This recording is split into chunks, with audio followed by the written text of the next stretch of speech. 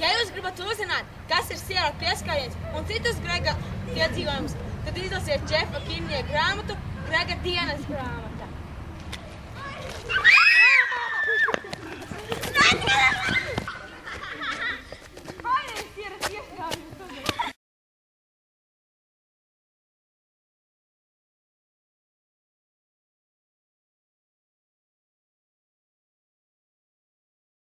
Pagājušajā nedēļā skolā sākās 3. ceturksnis, un man tagad ir daudz jaunu mācību priekšmetu. Viens no priekšmetiem, uz kuru es pieteicos, ir individuālās studijas. Es gribēju pieteikties uz nākamo mājturības kursu, jo pirmajā veicās ļoti labi, bet tas nenozīmē, ka tev ļoti labi padodas šūšana, ka tu iemantosi popularitāti skolā.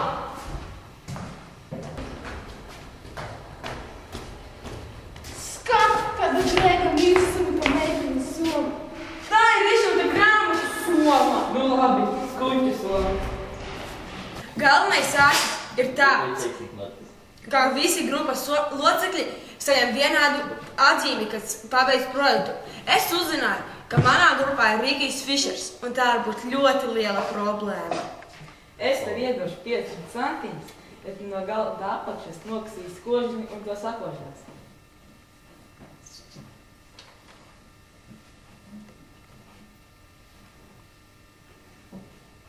Tā šodien mūsu uzdevums mums ir jāuzbūvē robots. Ko? Mums ir jāuzbūvē robots. Tas ir sarežģīti. Nē, Kur tu uzbūs? Mums nes nekādu zinātni. Nu, drošāk. Mums nav būtība jābūvē kā īsts robots, bet jāpiedāvā viņa idejas, kāds viņš izskatītos un ko viņš varētu darīt. Ir skaidrs? Nu, lūk. Darbojamies. Visiem partneriem manas idejas, jo zudus ir tikai tās lietas, kuras man pašam nepatīk darīt. Mēs veidosim robotu, kurš mums dos padomu randiņiem. Un katra pirksta vietā būs cita toņa lūpu krāsa. Mēs zēni uzskatījām, ka tā ir stulbākā doma, ko mēs jebkad nesam dzirdējuši. Mēs varam pateikt robotam savus vārdus, ja viņš mums uzrunās. Bet robots nedrīkstētu teikt rupjus vārdus, tāpēc jāsaksta rupju vārdu sārs, ko viņš nedrīkstēs teikt.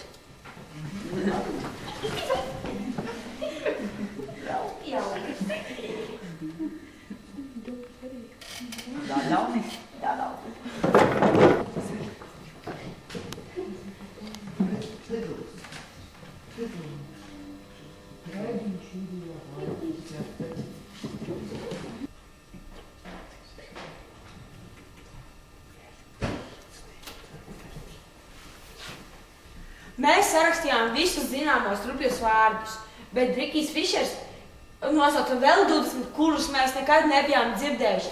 Tāpēc viņš izrādījās vislabākais mūsu grupas loceklis.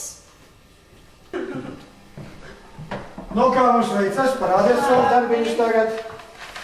Ko tu robots drīkst un nedrīkst darīt?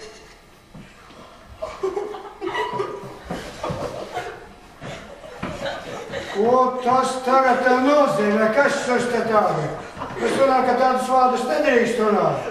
Visas individuālās nodarbības līdz mācā gada beigām ir atceltas. Viss. Ja staigās nākotnē roboti ar lūpu krāsām pirkstu vietā, tad jūs zināsiet, kas ir vainīgs.